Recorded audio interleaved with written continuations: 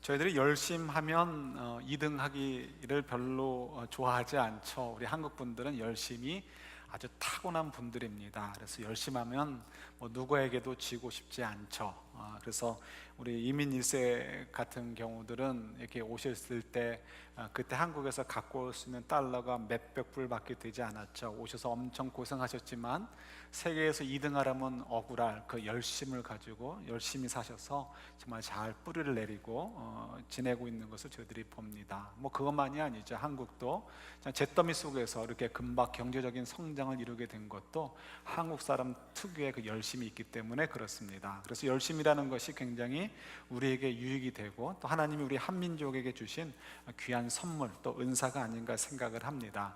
그런데 이런 열심을 가지고 살지만 때로는 열심이 도움이 되지 않을 때도 있죠. 그래서 예를 들어서 누가 누구를 좋아할 때 그 좋아하는 열심이 지나칠 경우에는 상대방이 오히려 바더가 되고 이렇게 불편함을 주는 경우도 있겠죠. 그래서 우리가 부부간이나 혹은 또 자녀와의 관계 속에서도 내가 가족을 사랑할 때 그 사랑하는 마음을 쏟아부을 때도 내 열심만 가지고 될 것이 아니고 상대방에게 유익이 될 수 있도록 상대방이 받을 수 있도록 열심을 쏟는 것도 지혜가 될 수 있습니다.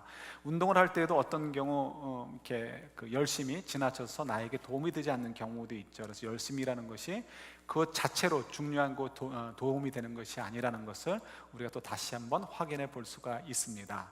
자, 그러면 여러분 열심 우리가 한번 생각해 봐야 되는데요.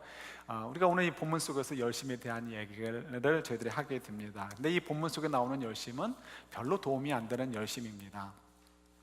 제가 이렇게 한국에서 나오기 직전의 일입니다. 이렇게 그 교회에서 함께 일하는 분들하고 이제 워크숍을 가게 되었습니다. 워크숍을 갔는데 동해안으로 갔습니다. 그래서 콘도에 자리를 잡고 그곳에 맛집도 가서 음식도 먹기도 하고 또 그러면서 이제 한 해에 대한 어떤 그 플랜 이런 것들을 이야기하고 어떤 그런 이제 시간들을 갖는 그런 기회가 있었습니다. 한 번은 아침에 이제 모임을 갖고 이제 시작을 하기 전에 이제 이렇게 앉아 있는데 보통 이렇게 간식이 준비되어 있죠. 그래서 그날도 이제 간식에 올라왔습니다. 간식에 올랐는데 그 중에는 사과가 있었습니다. 보통 우리 다른 분들 같은 경우 이렇게 사과들을 참 좋아하시는데 저는 사과를 별로 좋아하지 않습니다. 그래서 그냥 시큰둥하게 쳐다보는데 좀 연세가 드신 어느 분께서 그걸 열심히 깎아서 올려놓는데 아무도 안 드시는 거예요. 그래서 이상하다, 민망하잖아요. 그래서 저라도 좀 먹어야 되겠다 싶어서 몇 개를 억지로 집어 먹었습니다. 정말 저는 사과를 별로 안 좋아합니다. 지금은 좀 바뀌었지만 그때만 해도 사과를 참 안 좋아했습니다. 근데 이상하게도 다른 분들이 사과를 끝내 먹질 않습니다. 나중에 알고 보니까 이 사과를 깎아주신 분이 요즘은 그런 분들이 별로 없지만 그때는 좀 그런 분들이 계셨죠. 무좀이 있는 거예요. 근데 그분이 앉아가지고 그냥 무의식 중에 무좀을 뚝뚝 뜯은 거예요. 자기 발바닥에 무좀을요. 그리고는 자기도 모르시게 그냥 그 과일 바구니가 오니까 과도로 쑥 들으셔가지고 사과를 깎아서 올려놓은 거죠. 그러니까 다른 사람은 다 봤는데 저는 그걸 못 본 거예요. 그래서 나중에 서로 친하니까 워낙 친한 사이니까 오해하고 그랬어는 아니고요. 왜 나한테만 얘기 안 했냐 이러면서 이제 웃고 지냈던 기억이 납니다. 이럴 때 이분이 누군가를 위해서 섬기겠다는 열심은 좋지만 그 열심이 사실은 도움이 되지 않는 열심이 될 수 있는 거죠. 무좀 묻은 손으로 깎은 사과를 먹어도 멀쩡한 이 모습을 여러분들에게 보여주고 있습니다. 여러분 이 열심이라는 것이 굉장히 중요한데요. 이렇게 요 정도로 웃고 지나갈 수 있는 열심이 있는가 하면 우리 인생이 왔다 갔다 할 수 있는 열심도 있죠. 예를 들어서 오늘 보면 사도 바울이 로마서 10장에서 1절에서 먼저 자기가 기도를 하고 있다는 것을 얘기해 주고 있습니다. 누구를 위해서 기도하고 있다고 얘기를 하죠?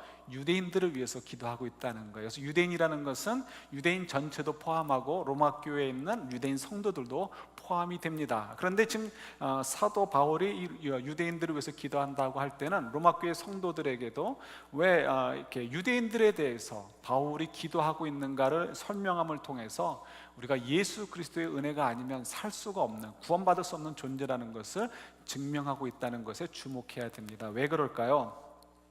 여러분, 지금 바울이 기도하는 이유는 다른 것이 아니고 유대인들이 구원을 얻도록 하기 위해서 간절히 기도하고 있다는 거예요. 유대인들이 구원을 얻도록 간절히 기도하다니요, 유대인들이 들으면 깜짝 놀랄 일 아니겠습니까? 그들은 조상 대대로 하나님의 언약 백성이에요. 그래서 태어나자마자 8일 만에 할례를 행합니다. 언약의 증표죠. 뿐만 아니죠, 하나님과의 그 언약의 관계 속에서 맺어진 그 계약을 지키기 위해서 율법을 열심히 지켰습니다. 그러면 그 사람들에게 그 구원에 대한 얘기가 있겠습니까? 누누이 말씀드리지만 그들은 구원의 확신이 너무 확실했기 때문에 말 자체에 구원의 확신이라는 말 자체가 없습니다. 그냥 구원은 당연하게 주어지는 거죠. 그런데 지금 바울은 뭐라고 얘기하냐면 이스라엘, 유대인들의 구원을 위해서 기도하고 있다는 거예요. 이것이 얼마나 참 깜짝 놀랄 만한 일입니까?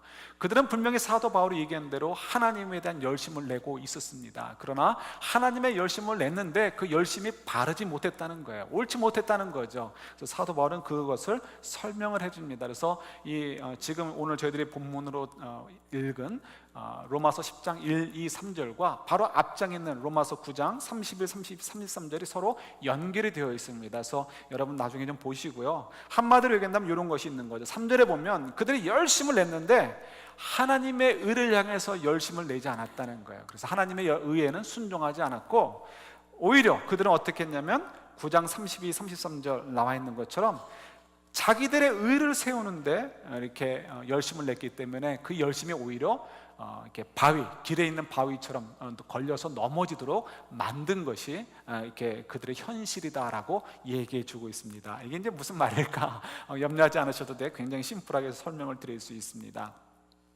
왜 그들이 하나님의 열심을 냈는데 그 열심이 아무 이렇게 의미가 없다라고 얘기할까요? 오히려 그들의 열심이 하나님 앞에서 걸려 넘어질 만큼 오히려 하나님 앞에 방해되는 일을 했다라고 사도 바울이 얘기할까요? 이유는 다른 데 있지 않습니다. 그 이유는 그들이 하나님을 몰랐기 때문입니다. 아니, 아까도 얘기했듯이 유대인들은 조상 대대로 하나님을 믿었는데 어떻게 하나님을 모른다고요? 하나님을 아는 것은 그냥 아는 것이 아니고 실제로 하나님의 인격적인 만남 속에서 가져야 하나님을 안다라고 얘기할 수 있습니다. 그래서 로마서 11장 뒤에 보면은 이제 그런 얘기가 나오는데 조금 이따 보도록 할게요. 그래서 우리가 어떻게 하나님을 알 수 있는가? 우리는 너무너무 잘 알고 있죠. 하나님께서 선택을 해주셔야 돼요. 우리 지난주에 묵상했죠. 선택을 해주셔서 우리 속에 성령의 세례를 주시면 성령께서 우리 속에 들어오셔서 새 영을 창조해 주십니다. 이 새 영은 믿지 않는 자들에게 없는 거예요. 믿는 자들에게만 있는 것이고, 이 새 영은 예수 그리스도와 함께 연합되어 있습니다. 그래서 우리는 이 새 영을 따라서 살게 되어 있죠. 이 새 영 때문에 우리는 예수 그리스도와 연합되어졌고 하나님을 볼 수가 있고 하나님을 믿을 수가 있게 되었습니다. 그러나 이 영을 받지 못한 사람은 하나님을 알 수 있는 능력이 없는 거죠. 그래서 이제 좁혀서 얘기한다면 바로 이거인 거예요. 로마서 11장 한번 보세요. 로마서 11장 1절부터 5절까지 말씀인데요, 사도 바울이 거듭해서 얘기하는 것, 이제 그 포인트가 어디 있나 좀 보시면 좋을 것 같아요. 로마서 11장 1절부터 5절까지입니다. 한 절씩 봤습니다. 그러므로 내가 말하노니 하나님이 자기 백성을 버리셨느냐? 그럴 수 없느니라. 나도 이스라엘인이요 아브라함의 씨에서 난 자요 베냐민 지파라. 하나님이 그 미리 아신 자기 백성을 버리지 아니하셨나니 너희가 성경이 엘리야를 가리켜 말한 것을 알지 못하느냐? 그가 이스라엘을 하나님께 고발하되 주여 그들이 주의 선지자들을 죽였으며 주의 제단들을 헐어버렸고 나만 남았는데 내 목숨도 참나이다 하니 그에게 하신 대답이 무엇이냐? 무릎을 꿇지 아니한 사람 7,000명을 남겨두었다 하셨으니 그런즉 이와 같이 지금도 은혜로 택하심을 따라 남은 자가 있느니라. 아멘. 지금 유대인들이 생각하는 그 구원의 확신 뭐 그런 것들 다 필요 없다라고 바울이 얘기해 주죠. 바울만 얘기하는 것이 아니고 예수님도 그렇게 가르쳤고 예수님의 제자들이 그렇게 복음을 전하고 있죠. 그래서 율법을 아무리 지켜도 구원을 얻을 수 없고 예수 그리스도의 피의 공로로만 구원을 얻을 수 있다라고 얘기를 합니다. 그러니까 이 피의 공로를 받는 데에는 유대인들만 포함되는 것이 아니고 모든 민족, 모든 사람들이 다 포함된다는 것이 당연히 따라붙죠. 유대인들의 입장에서는 그것이 굉장히 기분 나쁘죠. 그렇다면 유대인들의 입장에서는 하나님이 우리를 버린 거냐라고 밖에는 질문이 되지 않습니다. 왜냐하면 구약에서는 분명히 자기들이 하나님의 거룩한 백성이었기 때문이죠. 그래서 바울이 그것을 얘기해 주죠. 오해하지 말라는 거예요. 나도 유대인이라는 거예요. 유대인 중에 유대인이요 베냐민 지파 사람이다라고 얘기하죠. 그러면서 하는 얘기가 사실은 우리가 그동안 생각해왔던 것은 틀렸다는 거예요. 왜 틀렸냐면 유대인들이라면 당연히 무조건 하나님의 백성이다라고 그동안 믿고 살아왔는데 그렇지 않다라고 얘기하면서 설명을 해주죠. 그래서 엘리야의 때의 이야기를 합니다. 엘리야 때의 이제 아합 임금 때죠. 그래서 굉장히 와이프인 이사벨 때문에 유대 땅이 굉장히 아주 영적으로 피폐했던 때입니다. 그때 사람들이 어떻게 했는가를 보여줬죠. 그때 인구가 아마도 한 200만 정도로 봅니다. 그러니까 이스라엘 역사에 있어서 인구가 가장 많았던 때가 이제 그 어간 중에로 치는데 그때 인구를 한 200만 내외로 봅니다. 그러니까 굉장히 많았던 때인데 그때 그 수많은 유대인들이 살았는데 엘리야는 어떻게 얘기하죠? 자기는 너무 괴롭다는 거예요. 왜 괴롭죠? 유대인들이 자기를 너무 핍박하기 때문에 괴롭다는 거예요. 오늘날로 얘기한다면 이렇게 생각하시면 돼요. 우리가 교회를 다니는데 우리 지금 교인이 한 200만 명 되는데 너무 외로운 거예요. 왜 외롭냐면 내가 지금 하나님의 뜻을 따라 말씀을 따라 계시를 따라 살아가는데 모든 교인들이 나를 핍박하는 거예요. 하나님의 뜻대로 하나님 주신 말씀대로 선포해도 핍박을 하고 그렇게 살자라고 얘기해도 핍박을 해요. 그것이 바로 지금 엘리야의 상태인 거예요. 그때 당시 유대인들은 전부 성도나 마찬가지죠. 그러면서 그들이 하는 행위들은 하나님을 향하여 대항하거나 그리고 이 성전을 이렇게 무너뜨리거나 그리고 이제 온전한 성도를 핍박하거나 하는 일들이 지금 비일비재하게 벌어지고 있는 거예요. 그러니까 엘리야가 너무 힘들어서 하나님 너무 힘듭니다, 외롭습니다, 괴롭습니다라고 얘기하죠. 그랬더니 하나님께서 하시는 말씀이 뭐라고 얘기하시죠? 너만 혼자 외로운 게 아니야. 너 혼자가 아니란다. 이 사람들 가운데 7,000명을 내가 뽑아놓은 사람들이 있단다라고 얘기를 합니다. 이 7,000명이라는 것이 진짜 7,000명일지 상징적일지는 저희들이 잘 알지 못해요. 그러나 7,000명이라고 할 때 당시 200만으로 인구를 보면 7,000명이라는 것은 굉장히 소수에 지나지 않습니다. 자, 뭐의 포인트는 유대인들이라고 전부 다 하나님의 백성이 아니라는 거죠. 유대인들이라고 전부 다 구원받은 백성이 아니고 유대인들이라고 전부 다 하나님의 뜻을 따라 사는 것이 아니고 그 많은 유대인들 가운데 대부분은 하나님에 대해서 어게인스트 했지만 대부분의 유대인들은 다 하나님의 저주와 심판 아래 놓일 사람들이지만 7,000명이라고 표현되는 소수의 사람들만이 하나님의 은혜의 선택을 받아서 참 하나님의 이게 백성이었다라는 것을 얘기해 주고 있습니다. 오늘날의 표현으로 얘기한다면 신약의 표현으로 얘기한다면 그 중에 곧 7,000명 정도만이 성령의 세례를 받아서 하나님을 알고 하나님의 참 자녀였고 그래서 그들만이 하나님을 섬겼다라고 얘기하고 있죠. 그래서 지금 다시 로마교회 성도들과 유대인들에게 얘기하는 거예요. 유대인들이라고 다 구원받은 것이 아니고 정말 하나님의 선택을 받아서 은혜를 입어서 성령의 세례를 받은 자들만이 참 구원을 받은 백성들이다. 그 사람들만이 하나님을 알 수 있고 하나님을 알 때 그들이 드리는 열심이 헛되지 않다라고 얘기를 해주고 있습니다. 그래서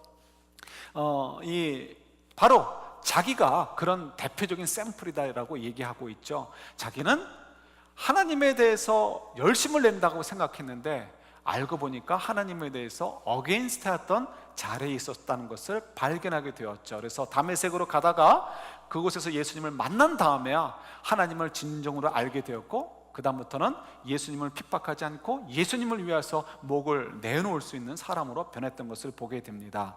그래서 하나님을 아느냐 하나님을 알지 못하느냐에 따라서 우리의 열심의 내용이 달라집니다. 열심이라는 것은 동일합니다. 그러나 하나님을 알지 못하는 사람은 우리 로마서의 표현대로 얘기한다면 자기 의를 세우기 위해서 열심을 내게 되고요, 하나님을 아는 사람은 하나님의 의를 세우기 위해서 열심을 낸다라고 얘기할 수 있습니다. 그럼 하나님의 의는 무엇이고 자기 의는 무엇일까요? 이것도 어려워요. 그래서 하나님의 의가 무엇인지 생각해야 되는데 이건 굉장히 추상적인 언어로 막 생각하지 마시고요, 우리가 좀 심플하게 생각하면 좋을 것 같아요. 하나님의 의 그러면 하나님의 주대심, 하나님의 권위, 하나님의 계획, 하나님의 뜻, 하나님의 사랑, 하나님의 능력, 힘, 이런 모든 것들을 우리가 생각할 수 있겠죠. 그래서 좀 더 쉬운 말로 얘기한다면 오늘 본문 속에 보면 하나님의 의에 순종하지 못했다, 복종하지 못했다라고 얘기 나오는데, 이 단어가 서로 연결이 되어 있어요. 이게 뭐냐면 하나님의 의는 그냥 어떤 애매모호한 뭐가 아니고요, 우리에게 말씀하시고 또 우리 가운데 간섭하시고 우리를 인도해 주시는 구체적인 하나님의 어떤 역사들로 이해하시면 돼요.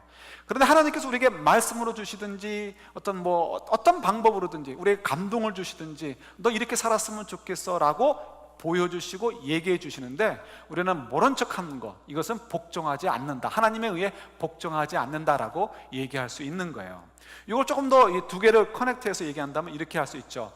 자기의 의를 세우는 것은 자기가 옳다고 여기는 것을 위해서 열심을 내는 사람을 얘기해요.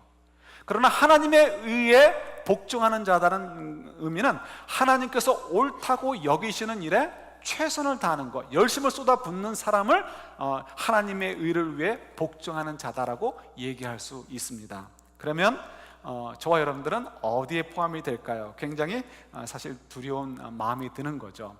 좀 어려운 얘기가 될 수 있을지 모르겠지만 이걸 좀 잘 생각했으면 좋겠습니다. 우리 이사야서 55장 8절 9절인데요 찾아보진 않을게요. 오늘 할 게 너무 많이 있기 때문에 뒤에 이제 예배 끝나고 할 것도 있지 않아서 여러분 나중에 찾아보시고, 이런 내용이에요. 한마디로 얘기한다면 하나님의 생각은 인간의 생각, 우리의 생각과 다르고 하나님의 길은 우리의 길과 다르다라고 말씀하고 계시는 것이 이사야서 55장 8절 9절의 내용입니다. 이사야서 55장 전체는 이런 말씀이 있어요. 이스라엘이 지금 굉장히 하나님 앞에 범죄해서 하나님이 이제 치실 계획을 가지고 있는 상태입니다. 그런데 하나님께서 이렇게 그런 계획 속에 있으심에도 불구하고 그 이스라엘을 또 이방 민족들 가지도 함께 다윗처럼 하나님과 더불어 이렇게 마치 이렇게 그 잔치상을 함께 하는 것처럼, 그래서 옛날에 그 임금의 상에 앉아서 같이 식사한다는 것은 아주 굉장히 특권층을 얘기하죠. 그런 그림을 그려주고 있습니다. 그래서 지금 죄악 덩어리인 이스라엘 사람들도 또 그다음에 다른 모든 민족들도 하나님의 그 잔치에 참여하게 되고 다윗에게 줬던 그런 특권들, 그 높은 권세들을 그들에게도 줄 것이다라는 것이 이사야서 55장에 그려져 있습니다. 그러면 사람들의 생각, 우리들의 생각은 어떤 생각이 들까요? 은혜롭다 이게 아니고 먼저 아니 저런 나쁜 놈이 어떻게 하나님의 용서를 받아서 하나님의 잔치에 참여할 수 있습니까? 이렇게 생각이 되어지는 거예요. 우리 생각은 안 하고 남만 생각을 하는 거죠. 아니 어떻게 저런 놈이 이렇게 하나님의 은혜를 힘입어서 하나님과 더불어 함께 할 수 있는가, 이런 생각이 들죠. 그때 하나님 말씀하시는 거예요. 너희들의 생각은 그럴지 모르고 너희들은 길은 그럴지 모르지만 내 생각은 그렇지 않고 내 길은 다르단다. 그죠? 내가 너희들을 부를 때 내 말에 귀 기울이고 나를 찾아라. 그러면 너희들 모두가 용서받고 그 은혜의 자리에 참여하게 될 것이야 라고 말씀해 주고 계십니다. 이것이 하나님의 생각과 우리 생각이 다르고 하나님의 길과 우리의 길이 다르다는 것을 보여주는 이야기이기도 하죠. 신앙생활에서 이것은 참 어려울 때가 많이 있습니다. 하나님의 생각과 우리의 생각이 다른 거. 근데 우리 생각은 너무 익숙하잖아요. 그런데 하나님의 생각은 너무 낯설어요. 그래서 참 어려울 때가 참 많이 있습니다. 그래도 하나님께서 참 이렇게 은혜를 많이 주셔서 우리가 이런 문제를 참 많이 이렇게 많이 고민하면서 깨닫도록 해주신 것 같아요. 그래서 이런 얘기를 또 한 가지 좀 나누려고 합니다. 지난번에도 언젠가 한번 얘기하지 않았나 싶은데 마침 이제 오늘 설명해야 될 것과 연결이 되니까 또 한번 말씀을 드리도록 할게요. 했는지 안 했는지 정확히 기억이 안 나지만 저희가 그 교회가 이렇게 이제 이민교회는 어떤 모양이어야 된다라는 생각을 가지고 있죠. 그래서 이게 만약에 대한민국 땅에 있는 교회라면 걱정할 것이 없는데 이민교회이니까 여러 가지로 불편함이 있고 또 미래에 대한 이렇게 조건을 찾아가야 될 것이 참 많이 있습니다. 그래서 우리가 꼭 있어야 될 것 중에 하나가 뭐냐면 영어 공동체입니다. 그래서 이곳에서 우리가 이렇게 이 영혼들을 섬기고 영혼들을 구원하고 세계 선교를 하고 우리 2세들을 양육하기 위해서는 어쩔 수 없이 영어 공동체가 없이는 되지가 않습니다. 왜냐하면 저희들의 랭귀지에 문제가 있기 때문에 그렇죠. 굉장히 불편하죠. 불가능한 건 아니지만 굉장히 불편합니다. 그래서 영어 공동체를 얻기 위해서 참 많이 애를 썼습니다. 그래서 우리 통합하자마자, 그러니까 10년 전이죠. 10년 전에는 우리가 마침 하나님께서 목돈을 주신 것이 있어서 그 목돈을 투자해가지고 우리 풀타임 사역자를 2분 모셔서 EM을 자체적으로 키우려고 노력을 했습니다. 근데 그것이 이제 한 2, 3년 지나간 다음에 이렇게 꺼지는 불과 같이 꺼져버리게 되었고요. 그 다음에 우리가 파트타임으로 청빙을 해서라도 이 지역에서 어떻게든지 EM을 세워보려고 애를 썼습니다. 그러나 그것이 이렇게 허락이 되지 않았습니다. 그 다음부터는 이제 저희들이 그러면 어떻게 해야 될 것인가 굉장히 고민을 많이 하게 되었습니다. 그래서 우리가 당회를 모이면요, 보통 웬만한 것들은 우리 장로님들이 서로 눈치 봅니다. 그래서 뭐 디베이트 같은 거 뭐 서로 뭐 이렇게 그런 게 없어요. 그냥 누가 먼저 얘기하면 그게 특별하게 문제가 되지 않는 한 뭐 그럴 것도 없죠. 그러니까 서로 그냥 말 맞춰가면서 그냥 이렇게 쉽게 결정되어지고 뭐 길게 얘기하는 것이 없습니다. 그런데 요 영어권의 문제만큼은 이 쉽지가 않아가지고 굉장히 디베이트도 많이 하고 이런저런 인포메이션을 모으고 해가지고 보통 당회가 12시 넘겼다 그러면 바로 요 얘기할 때예요. 지난 수요일 날도 이렇게 좀 이렇게 모여가지고 얘기를 했는데 아차는 순간에 보니까 시계를 보니까 새벽 1시 반이에요. 그래서 아마 집에 들어가셔가지고 장로님들이 쫓겨나지 않았을까 겁이 나가지고 확인 전화를 못 해봤어요. 저도 그 정도로 저희들이 이 영어권 때문에 굉장히 아주 에너지를 많이 쏟아붓고 있습니다. 근데 저희들 마음속에 답답함이 있었어요. 하나님께서 우리에게 비전을 자꾸 보여주시고 꿈을 보여주시고 자꾸 부담감을 주신단 말이에요. 그럼 부담감을 주시면 문제를 좀 해결해 주시든지, 해결은 안 해주시면서 계속 끊임없이 이 문제를 우리에게 보여주셔요. 그래서 지난 10년 동안 이것 때문에 너무너무 애를 썼습니다. 그래서 우리 한 5년 정도는 자체 EM, 한 4년 정도는 자체 EM을 키우려고 하다가 이렇게 기브업하게 돼버리고요. 그 다음에 한 6년 전부터는 조금씩 마음을 체인지해가지고 이제 한 5년 전 정도부터는 이제 우리 영어 공동체를 초청해 오는 건 어떨까, 이런 생각을 가지고 얘기를 나누게 되었습니다.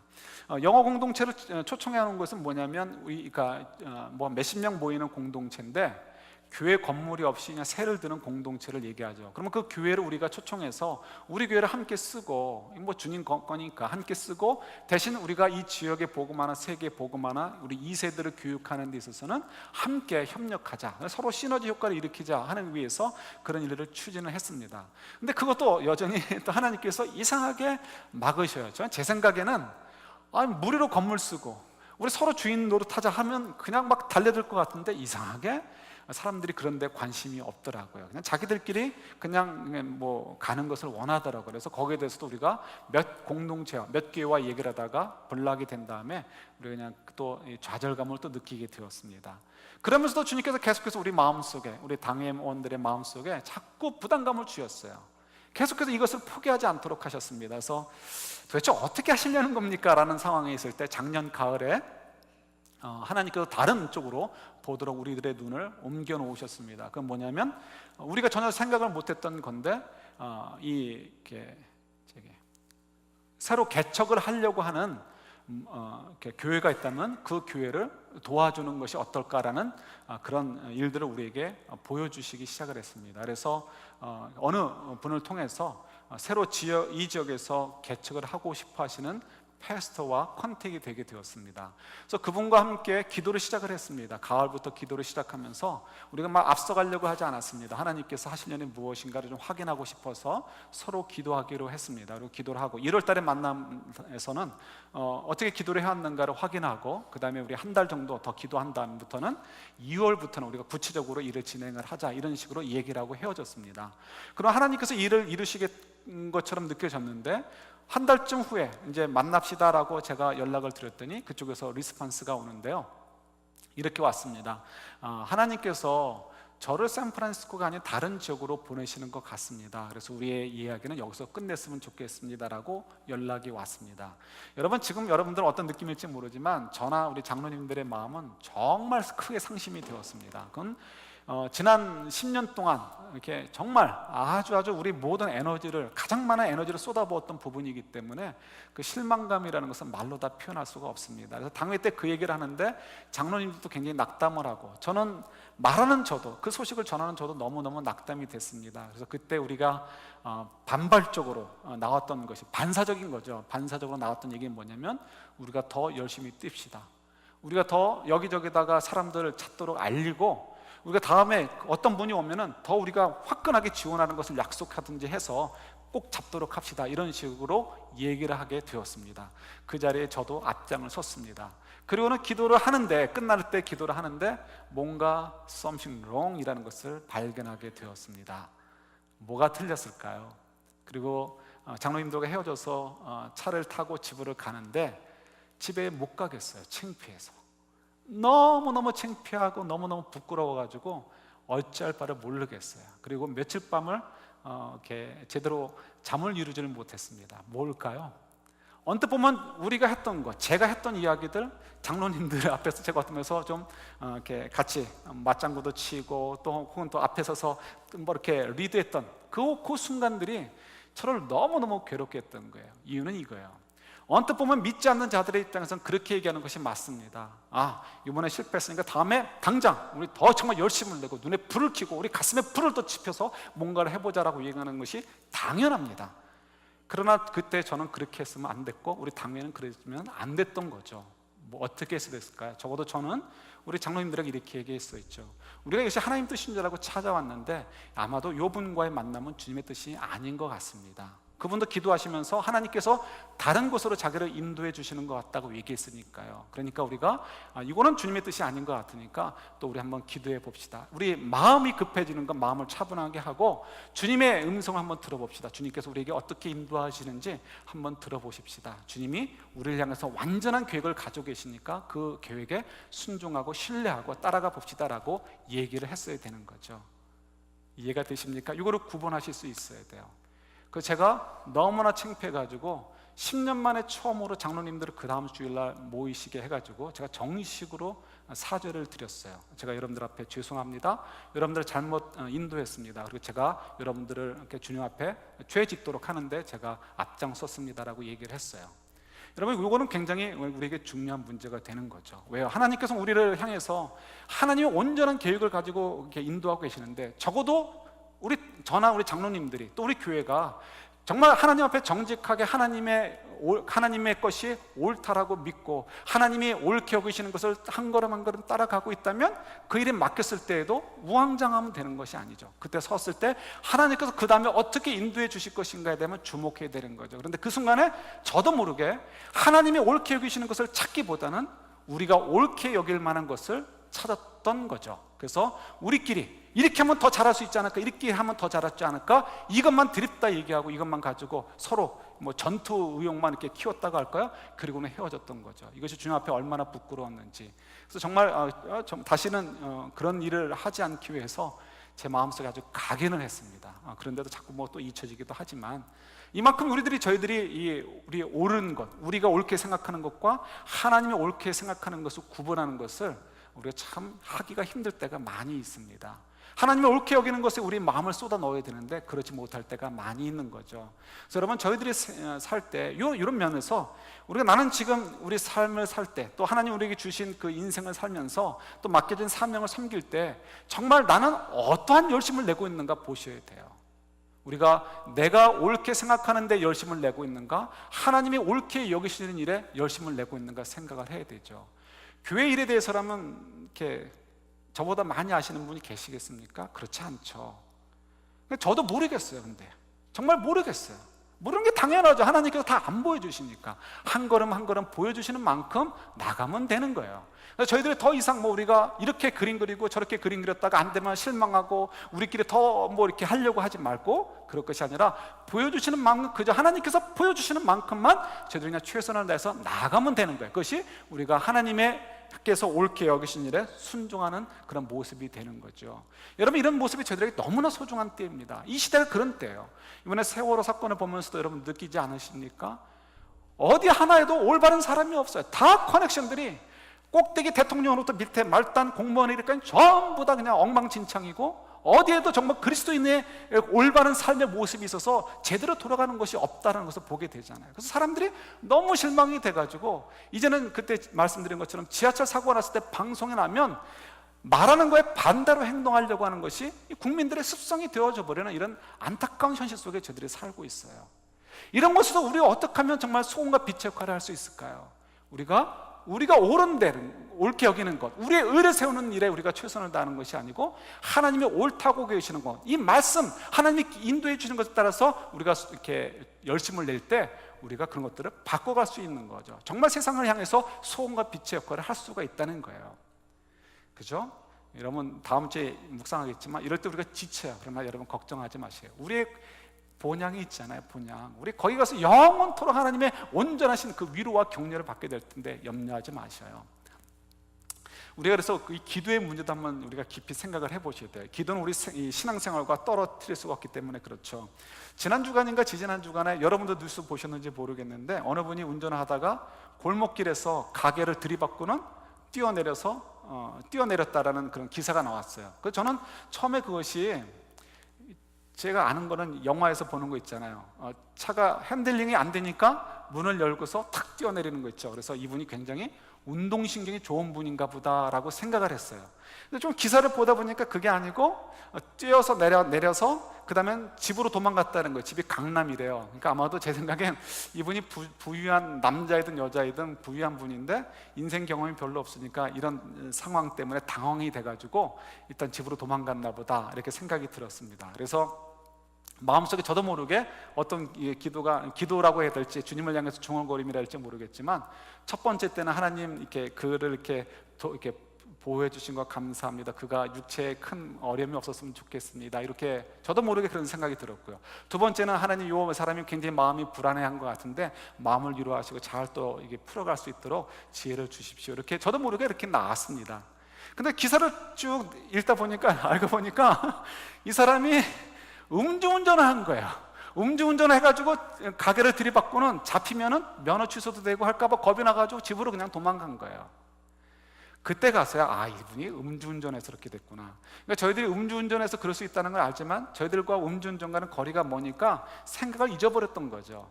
근데 나중에 가서 보니까 이게 음주운전이구나 하는 것을 알게 되었어요. 그럼 제가 첫 번째, 두 번째 마음속으로 기도했건 혹은 주님을 향해서 중얼거렸건 그것은 어떤 내용이 되는 거예요? 다 엉터리 기도가 되고 엉터리 소원이 되는 거죠. 우리가 현실이 무엇인지 모르면 그렇게 될 수 있어요. 여러분 기도하시면서 어떻게 기도하고 계십니까? 여러분들이 옳다라고 생각하는 것을 정해놓고 그걸 기도 제목으로 삼으시고 기도하시죠. 그리고는 하나님 이것을 주시죠 믿습니다라고 외치고 계셔요. 그죠? 이 의심하지 않는 자에게 이루어진다는 말씀 때문에 능치 못할 진리가 어디 있는가 하면서 내가 의심들지 않아야지 하면서 믿습니다 하면 죽으라고 외칩니다. 여러분 그런 기도가 믿음이 좋은 기도예요? 믿음이 없는 사람의 기도예요? 믿음이 없는 사람들의 기도인 거예요.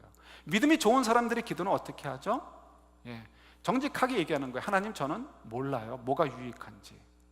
자녀들을 둔 부모님들이 계십니다. 저도 제 아들이 지금 고등학생이에요. 9학년이죠. 그 아이를 위해서 하나님 이 아이가 좋은 대학 가게 해주세요라고 하는 기도를 제 생각에는 안 한 것 같아요. 아직은. 그래도 이제 혹시 모르니까 제 기억으로는 없는 것 같아요. 왜 그럴까요? 제 아들이 어느 대학을 가든 저는 상관없으니까 그럴까요? 그렇지 않습니다. 제가 좋은 대학 가기를 저는 원쳐. 그러나 그가 정말 좋은 대학을 가는 것이 좋은지 아니면 다른 대학을 가는 것이 좋은지 저는 몰라요. 그러니까 저는 보스턴에 살다 왔으니까 우리 아들놈이 하버드나 MIT 그냥 보스턴 커뮤니티 컬리지 같은 그죠?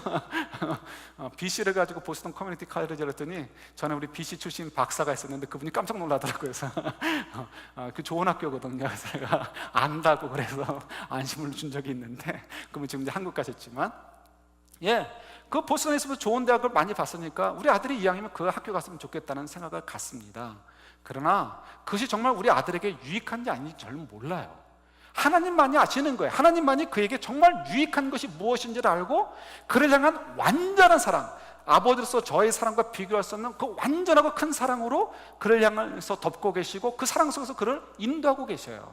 이것이 우리의 현실인 거죠. 그러니까 제가 우리 아들을 향해서 기도할 수 있는 것은 하나님, 이 아들이 하나님의 사랑을 잘 깨달아서 하나님이 옳다고 여기시는 일을 위해서, 하나님이 기뻐하시는 일을 위해서 사는 인생이 될 수 있도록 도와주세요라는 것밖에는 사실은 제가 별로 기도할 게 없는 거예요. 그래서 저도 여러분들을 향해서 기도하는 것이 있잖아요. 여러분들이 건강해서 그게 도움이 될지 안 될지 어떻게 알아요? 우리가 오래 산다고 도움이 될지 안 될지 어떻게 알아요? 모세를 생각했는데요, 모세가 언약의 땅에 들어가지 못하고 느보산에서 올라가 버렸잖아요, 하늘로. 그때 사람들이 이제 우리들이 얘기하죠. 하나님 앞에서 범죄해가지고 거기 못 들어갔다라고 얘기를 합니다. 들어간들 뭐가 좋았을까요? 들어가가지고 백성들 맨날 사고치고 사고 뒷수습하고 하나님 버리는 거 그러면 또 속상해하고 그것보다는 그냥 천국 가는 게 낫지 않을까 그런 생각이 드는 거죠. 그만큼 이 땅에서 사는 것이 뭐가 유익이 돼요? 빨리 천국 가는 게 좋지. 우리 부자가 되면 좋겠죠. 예, 저도 부자가 됐으면 좋겠어요. 그렇지만 그 부자가 된다고 했을 때 그것이 정말 나에게 유익이 될지 유익이 안 될지 어떻게 알아요? 그러니까 우리는 하나님을 신뢰하는 것밖에 없는 거예요. 그래서 우리가 기도할 때에도 여러분 절대로 우리의 의를 세우려고, 그러니까 우리가 옳다고 여기는 것이 이루어지도록 하려고 기도하려고 하지 마시고요. 그는 믿음이 없는 자가 그렇게 기도하는 거예요. 믿습니다 이것도 그럴 때는 그 카테고리 안에서 믿음이 없는 자가 그렇게 기도하는 거예요. 믿음이 있는 자는 어떻게 기도해야 되겠습니까? 하나님의 뜻을 알려주세요. 성령님을 통해서 정말 제가 이 다음 스텝으로 어떻게 하는 것이 옳은 것인지 알려주세요라고 우리가 기도해야 되는 거죠. 그걸 통해서 하나님께서 우리를 보여주시는 만큼 따라가면 되는 거예요. 그러면 결국 그것이 우리에게 정말 하나님의 옳은 길을, 하나님께서 옳게 여기시는 것에 순종하는 삶으로 우리를 바꿔놓게 될 것이고, 그 열매는 정말 우리 인생에 유익한 것으로 우리에게 다가오게 될 것이기 때문에 그렇습니다. 그래서 여러분, 하나님의 의에 복종하지 않는 자, 이것은 단지 구원을 얻느냐 얻지 못하느냐의 문제만이 아니고 우리가 얼마나 성공적인 인생을 사느냐, 얼마나 복된 인생을 사느냐 아니냐를 결정짓는 굉장히 중요한 문제입니다. 아까도 말씀드렸듯이 여러분들의 목사가, 담임 목회자가 굉장히 큰 실수를 두어 달 전에 했었어요. 그건 정말 지금도 저는 부끄러워요. 너무 부끄럽고 너무 괴로워요. 그렇게 제가 행동하면서 어떻게 여러분들의 옳게 여기는 것을 향해서 열심을 내지 말고 하나님의 옳게 여기시는 것을 위해서 열심을 내십시오라고 얘기할 수 있겠습니까?